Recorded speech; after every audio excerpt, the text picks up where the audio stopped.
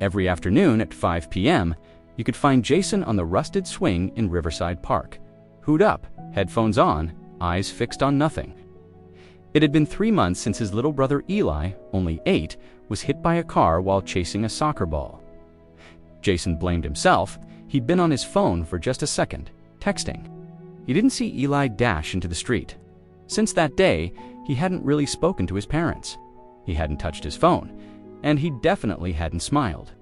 Across the path, on a weathered wooden bench, sat 79-year-old Mr. Callahan.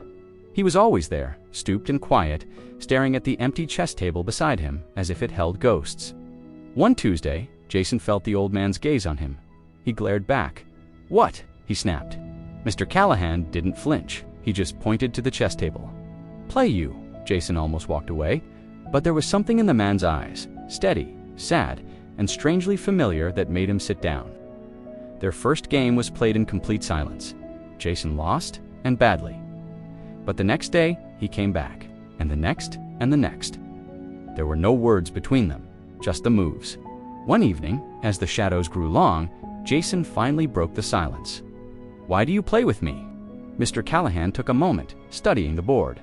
"My grandson," he said, his voice raspy. "He loved chess, died 10 years ago. Brain tumor. He was 9. Jason felt the air leave his lungs. "I lost my brother," he whispered. "He was 8. The old man nodded slowly, his eyes meeting Jason's. "Then you know the guilt." Tears welled up in Jason's eyes. "I wasn't looking." Mr. Callahan's voice was soft, heavy with his own history. "Neither was I the day he got sick.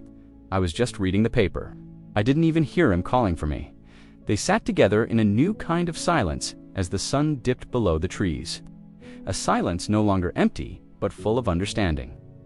Weeks turned into a month. Jason started talking about Eli's infectious laugh, his obsession with chocolate chip cookies, the funny way he'd draw robots with way too many arms. In return, Mr. Callahan shared stories of his grandson's first checkmate, his messy handwriting, and his dream of becoming an astronaut. One day, Jason brought a small hand-carved wooden robot to the park. He'd made it himself, based on Eli's last drawing. He placed it beside the chessboard. "For your grandson," he said quietly, "so he knows someone else remembers what it's like to be brave." Mr. Callahan gently touched the little figure, his own eyes shining with tears. He would have liked that. The next week, Jason brought his parents to the park. They sat nervously on the bench while Mr. Callahan poured them tea from a thermos he'd brought. There were no grand speeches, no forced conversations, just a shared presence, a quiet acknowledgement of their pain. Slowly, Jason began to heal. He went back to school. He joined a grief support group. He even hugged his mom without flinching away. On the 1-year anniversary of Eli's death, Jason placed a single white rose on the chess table. Mr. Callahan placed a small astronaut figurine right beside it. They played one last game.